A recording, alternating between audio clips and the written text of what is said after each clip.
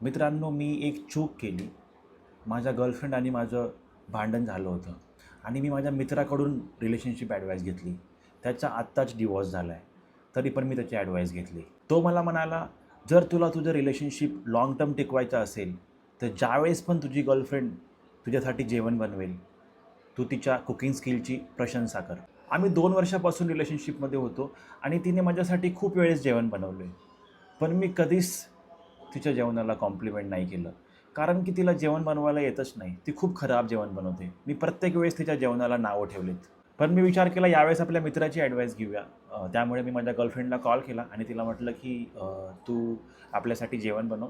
आपण जेवण करूया आणि जेवण करता-करता आपण आपले भांडणं सॉल्व्ह करूया." शी सेड ओके. मी रात्रीला 8 वाजता तिच्या घरी गेलो. तिने चिकन बनवलं होतं आणि त्या चिकनचा स्मेल खूप छान येत होता. मी ते चिकन खाल्लं आणि ते एकदम मला डिलिशियस लागलं. मी तिच्याकडे बघितलं आणि तिच्याकडे स्माईल केली आणि तिला बोललो की "तू आत्तापर्यंत आयुष्यामधलं एकदम बेस्ट चिकन बनवलं." हे ऐकून खूप राग आला. ती मला म्हणाली, "मी तुझ्यासाठी 2 वर्षापासून जेवण बनवते. तुला एकदा पण नाही आवडलं. तू एकदा पण मला असं नाही बोललास आणि आज मी पहिल्यांदा आपली शेजारी प्रियाकडून जेवण घेतलं, तर तुला ते आवडलं? जा, तिच्याशी लग्न कर."